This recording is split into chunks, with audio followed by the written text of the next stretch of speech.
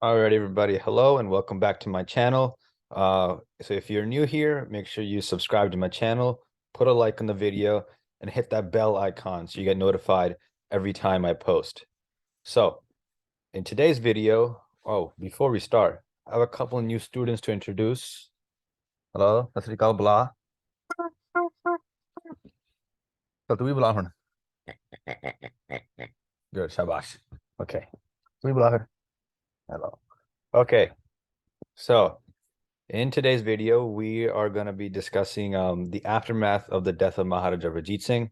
So we have 2 weeks ago in Gurdwara we discussed the death of Ranjit Singh, many of his health issues, all those things.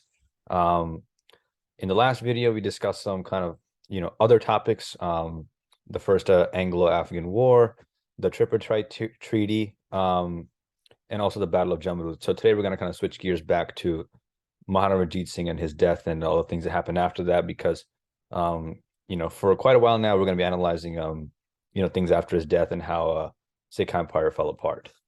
So now we'll get started. Okay. So the first thing that I want to cover actually is gonna be Maharajah Ranjit Singh's family tree that I said I would go over from the last video, because there's some names that you're gonna have to know, keep track.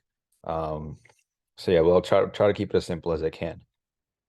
So this is a screenshot from or a scan from my textbook. Shows Ranjit Singh's family tree here. So let's look at this over here. So here's Ranjit Singh that I have circled over here. So this is the Maharajah Ranjit Singh that we're talking about right now. This guy right here, that's Ranjit Singh's dad. And right here, Charat Singh, this is Ranjit Singh's granddad. He was the founder of the Sukhar missile, the big powerful missile of the time. Um, Now his lineage goes all the way back over here to the time of like Guru Gobind, but we don't really need to go that far. So you have Maharaja Ranjit Singh here. You have his oldest son, Karak Singh. Um, Sher Singh is with his second son. Now, these four guys here never really did much. We're not really gonna need to know them. His last son, Dalip Singh, he is his youngest son. He's actually the inspiration for that movie, The Black Prince, which I'm sure quite a few have seen. He was eventually taken back to England, you know, but over here, Kartik Singh, we're gonna be talking about him quite a bit. Now it's not in this photo right here, but Ranjit Singh's a grandson that we talked about last week, the one who had his wedding and then all that other stuff happened with Afghanistan. No Nihal Singh, you guys remember? That's Kartik Singh's first son. So if you look like the direct lineage of sons and fathers, you have Ranjit Singh, Kartik Singh, then No Nihal Singh. Um, so yeah, that's the family tree. So you will need to know not all these, but um some of them. Like you should know Ranjit Singh, Kartik Singh, Sher Singh, Dalip Singh, he'll come later on, and then No Nihal Singh, who's um Kartik Singh's son. So yeah, that's his family tree. So take note of those few names so we can keep track of them and what's going on, because a lot of people, a lot of stuff that's gonna go on. So yeah, all right. Without further ado, now.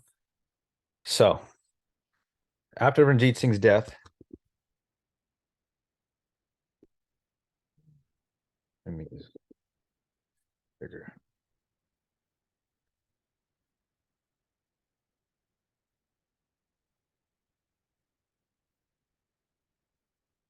In 1839, we will, so this is kind of like looking forward. We will see we're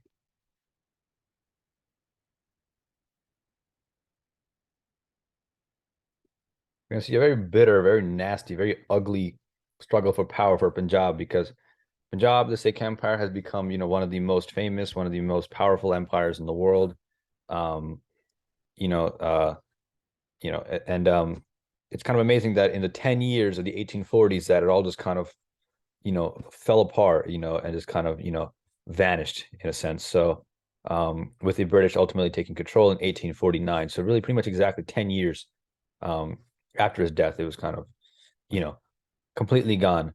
Um, So this is what's going to happen. But as you guys know, there are most times in history when an emperor or a king dies, there's going to be a struggle for power, usually among the sons, and which we will see, and then also many other people get involved, which we're going to be discussing starting today. So at the end,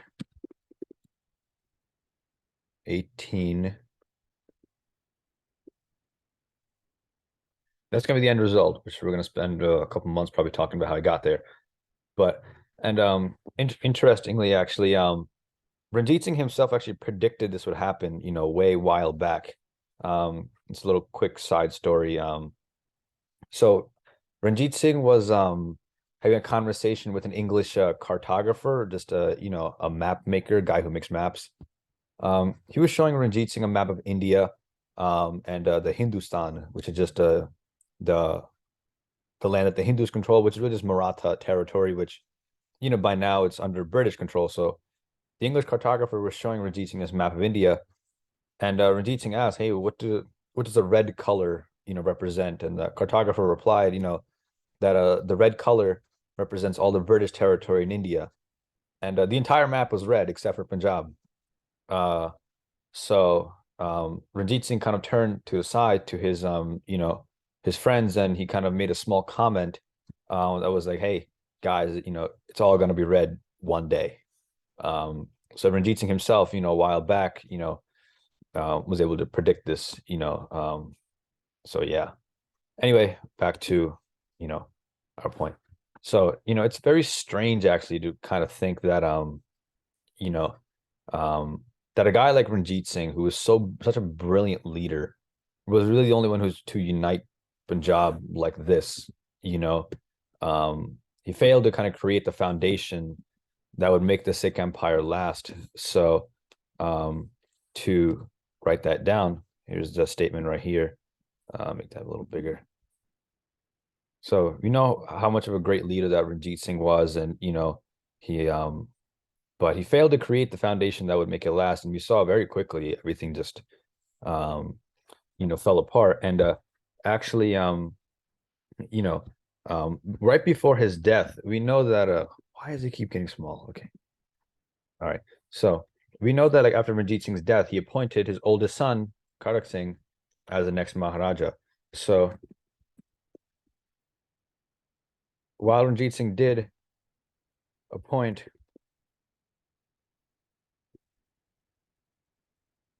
put this here so you really remember.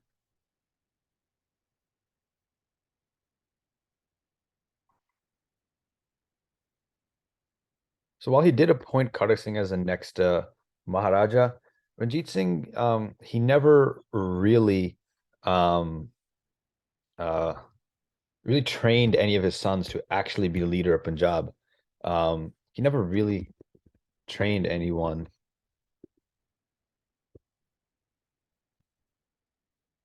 And also, Ranjit Singh appointed Karak Singh as the next Maharaja, um, with just to put this from last time.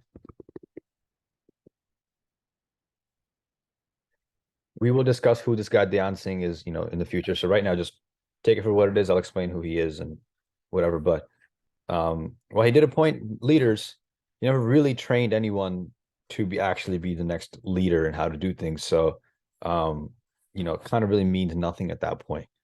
So, but just to kind of talk about, Maharaja Ranjit Singh's, accomplishments and also his shortcomings, which we're going to talk about soon. Um, it's also first important to talk about Ranjit Singh's legacy, the kind of impact he left on Punjab, the kind of leader he was, um, and really why he was so well liked. So the biggest thing is during Maharaja Ranjit Singh's rule, um, Punjab was a place where any religion could freely, without any kind of persecution.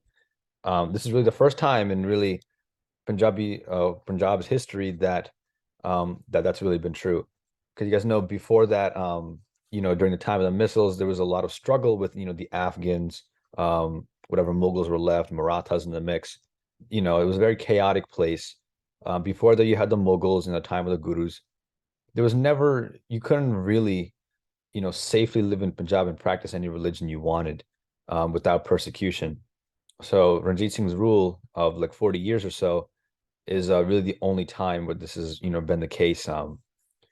And uh, just to talk a little bit about even just the strength of the military that Ranjit Singh put together, is just such a very strong army. And Ranjit Singh's you know character in himself was very unique. I know we talked about this in the past. You guys read about this in the reading, but in short, he was a very simple guy, very generous. He respected everybody, all other religions. Even though he was uneducated himself, he always had a very big curiosity just to get knowledge. He asked lots of questions. He was carefully thought about each decision. Um, and he assembled really one of the biggest, or not the biggest, well, one of the most powerful and disciplined armies that the world has ever seen. His soldiers were forbidden to, harass, defeated enemies and, doing all sorts of, bad stuff. So, and actually, in during Ranjit Singh's rule, even other religions in India would accept Sikh values and accept the Sikhs as the leaders and the protectors of Punjab. Um, Many Hindu and English people in Punjab would actually keep their hair, tie a pug. Um, they were expected to really, and they proudly did that. During Ranjit Singh's time, but you know, um, the only time there was in Punjab that this kind of unity was really in place. You know, um, so this I'll write down. Ranjit Singh was really the, first one or the most effective, um, um, however you want to say, um, at unite. How do you spell? Okay, unite. That's right. Okay, at uniting Punjab. There was no kind of like ifs and buts or discrimination, persecution, all that stuff. People in Punjab, acknowledged, that hey, this is Ranjit Singh's empire, this is his land. Um, you know, the demands of the Lahore Darbar are going to go, and it was a very great place to live actually. Um, and Ranjit Singh was even able to expand his territory all the way from Sutlej River, really all the way up north, kind of to the Himalaya mountains where Jammu Kashmir are, um, and then even on the west side, all the way to the Khyber Pass, which are, accomplishments that really no one else has ever made. Um, but um, but despite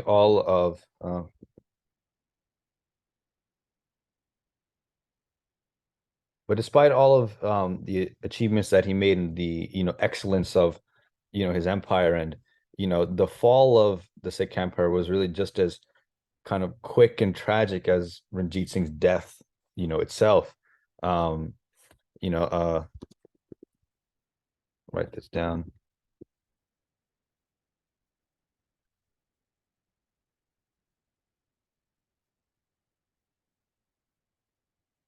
So this is what we're going to be talking about, in the coming months.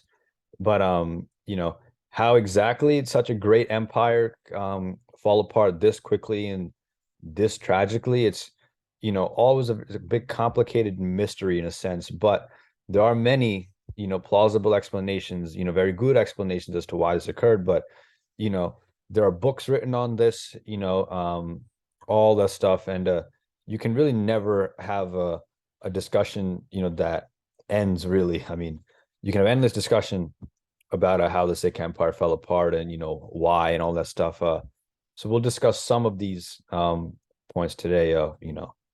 But yeah. So we talked about many of Ranjit Singh's like achievements, some of the really great things about his empire, his legacy. But in order to analyze how it all fell apart, we also have to look at some of the shortcomings and some of the mistakes that were possibly made. So one one possible explanation or mistake that was made at this time was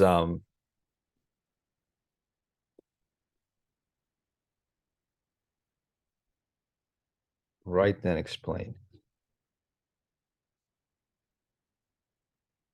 So the first, explanation or mistake that was really, I guess, made was the abandonment of the traditional Sikh political structure. So I will explain what all this means. Um, First and foremost, hey, शरारत नहीं करनी. Okay, so where were we? All right, the abandonment of the Sikh political structure.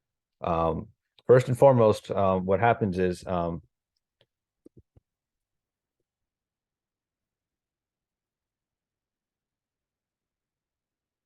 Ranjit Singh had the title of maharajah, which pretty much makes him a dictator or a king.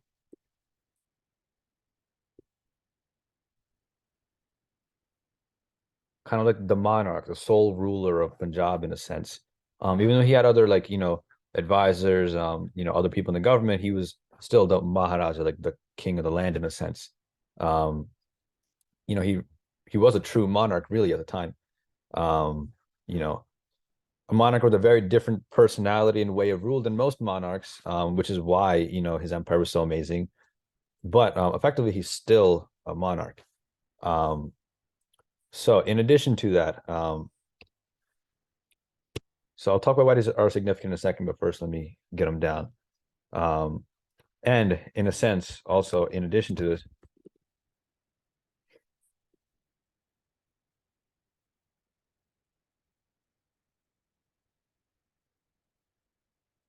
instead of continuing the tradition of Surbat Khalsa, which hope you guys remember what that is, but as a quick reminder, that was like the representative council of the Sikhs, almost like the Sikh Congress, where the public would kind of meet together a couple times a year, and collectively, voice their opinions and make decisions, as a community rather than having one person make the decisions. So this was set forth during the early 1700s, really after the death of Banda Singh Bahadur. And this is the thing that really kept the Sikhs united during the 1700s, during the time of the missiles. Um, but when Ranjit Singh took over, this tradition was pretty much abandoned because um,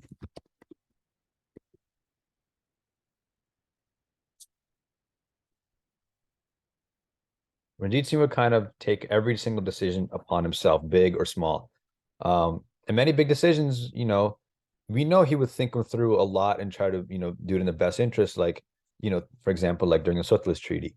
Um, so any decision he would kind of take upon himself, like he would kind of take the initiative to do everything, which kind of abandoned the tradition of the Sarbat Khalsa. Um, so what both of these things do, so I'll put them in little bullet points. So by doing this,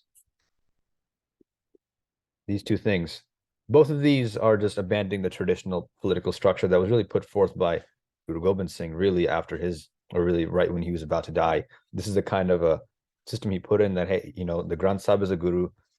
People, you guys should um, make decisions as a community and, know like kings, all, you guys know. But by doing these, um, the repre representative style rule created by Guru Gobind Singh Ji um, was weakened. So really, these traditions that were in place by Guru Gobind, like not having, a dictator or king or Maharaja, and implementing things like a Sarbat Khalsa, being united as a community instead of under a dictator. Um, this weakened that representative style structure that has had success in for the Sikhs. And what happens is really um this was abandoned and it went more towards like the monarchy style that mainly the Hindu governments had at the time. Um but so this kind of weakness in a sense, while it might have worked under Ranjit Singh, what happens after his death? What happens when he's not there? Because he's not going to be there forever. Um, because a dictator is only around for a finite amount of time. So, but Khalsa can be around indefinitely because it's just a representative council. The people of the community meet together and all voice their opinions together. Um, so, When this was weakened, it leaves the future very vulnerable because when, Ranjit Singh or, is not around anymore, what is around? Um, really nothing in a sense, just a power struggle, which, really never goes well. So this is one possible explanation of why the Sikh Empire fell apart. And, you know, um, so yeah, and, while, I'll write that down actually. So while Punjab may have, well, it was, um,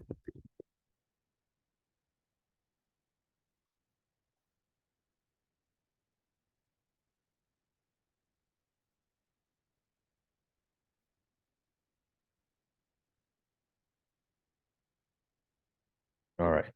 So, in a nutshell, while Punjab may have been united under Ranjit Singh and, been a really great place, the system set forth like this did not really allow for that unity to stay. And we'll definitely see this play out, in the 1840s. So, another thing, this one is a little more interesting, and is going to be the point of discussion for, coming weeks. Um, another possible, well, not really possible, it is kind of an explanation. Um, is that Ranjit Singh allowed too many outsiders? I'll explain.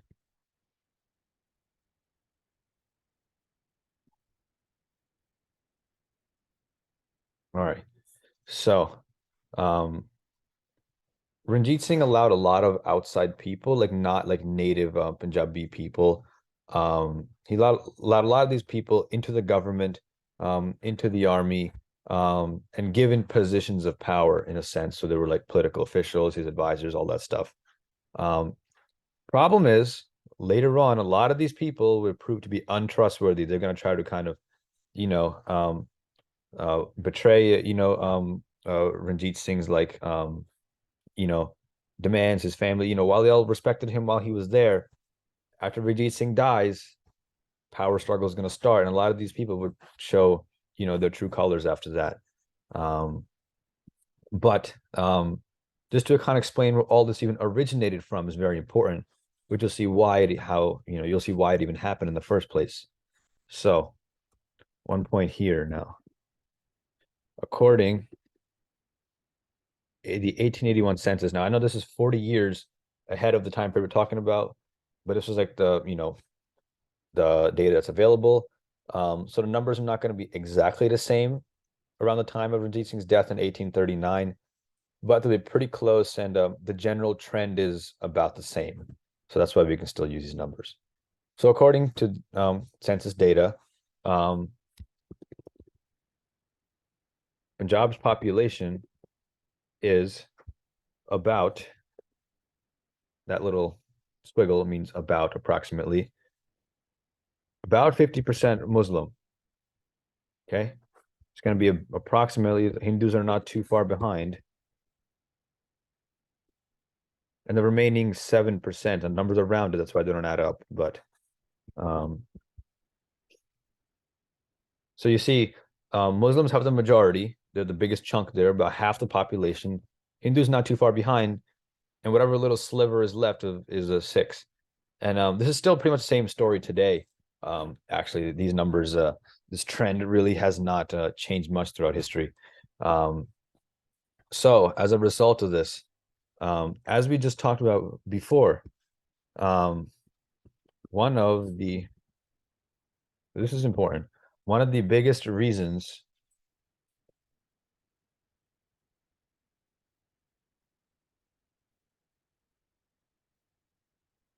one of the biggest reasons Ranjit Singh was so successful as a ruler, and why um, a population mostly Muslim and Hindu accepted him as a maharajah, was because of his religious tolerance, his respect for other cultures.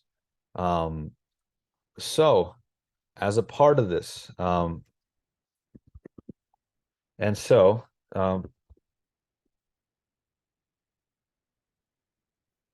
based on these population statistics, and the reason that we know Ranjit Singh is, respectful of other religions and, has tolerance, um,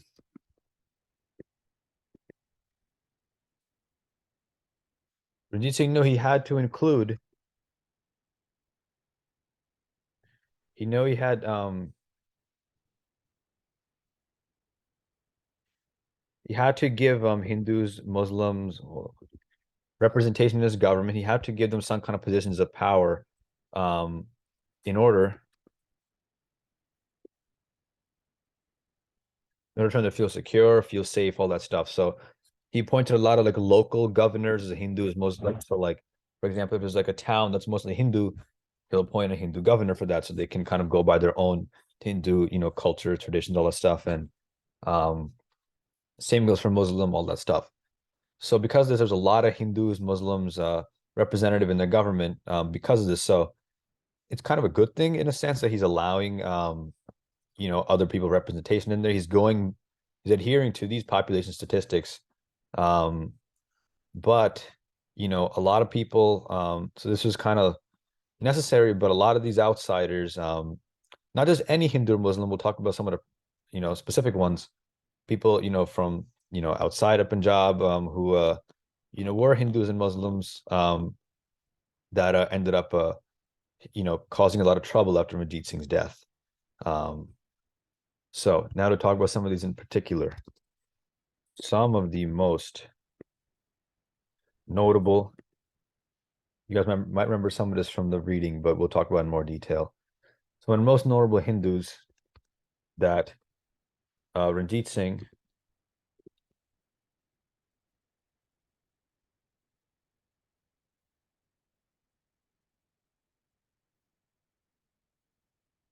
that he brought into the government and he gave positions of power to, meaning he gave them roles that had a lot of power, either as officers in the army or something like a political official or whatever. Um, were these people known as the Dogras, um, who are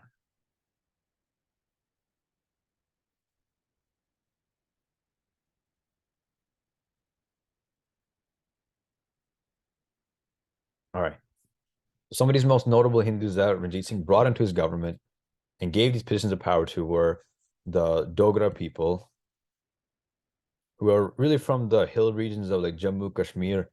So these people were given these positions of power in the government after Ranjit Singh took over these areas of Jammu and Kashmir. That's where these people originated from. Um, so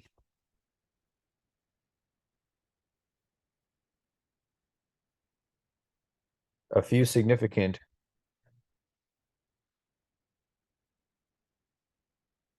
are these names you will need to know.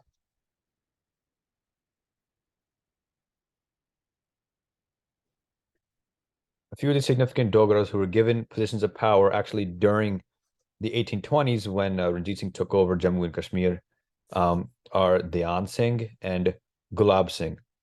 And yes, now I'm explaining who this guy Dhyan Singh is. He's the one that Ranjit Singh appointed to be assistant or the chief minister with his oldest son Karak Singh as the new Maharaja. So again, Ranjit Singh, when he was about to die, he appointed his oldest son Karak Singh to be the next Maharaja with Dhyan Singh as his chief minister. Um, we'll talk about how all that played out in the coming weeks, but he was a Dogra, and Gulab Singh is another one which we'll be talking about. Now, despite their last names as Singh, they were not Sikhs. They were Hindus. Specifically, they were Dogras, from that region. Um, but yeah, a lot of times, many Hindu families at a time would have their oldest son as a Sikh, to be like the protector of the family and whatever. But or a lot of Hindus, um, would even have their last name as Singh if they lived in Punjab and stuff like that. But point is, they're Dogras, they're Hindus. Even though they have last name Singh, they're not Sikhs. You know. So also, this is just like a little side note, which will come in later on since we're on the topic. Um,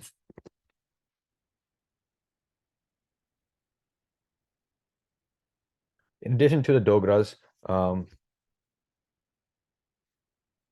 two others were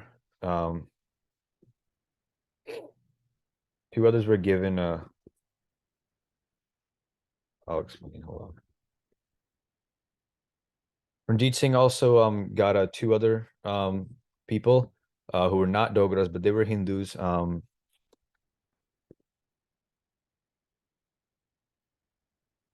Two guys named Tej Singh or and Lal Singh. I believe they were from like the northwestern part of India, like close to Afghanistan, Peshawar area.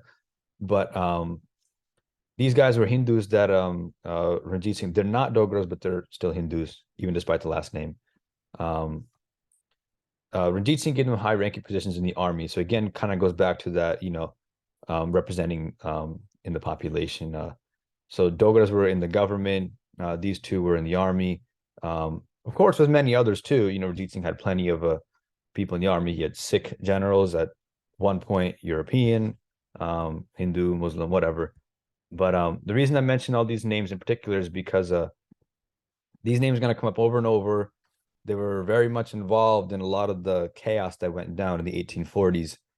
So we're going to be talking about these four guys, or in general, the Dogras, and then Tej Singh, Lal Singh, quite a bit, um, along with Ranjit Singh's sons and grandsons. But those are going to be the main players of, the story of the 1840s. So yeah,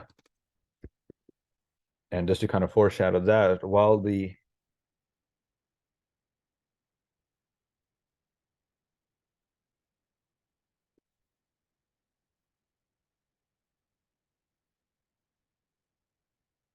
so while the Dogras, Tej Singh, and Lal Singh, while they respect Ranjit Singh while he's alive, and in control, uh, they would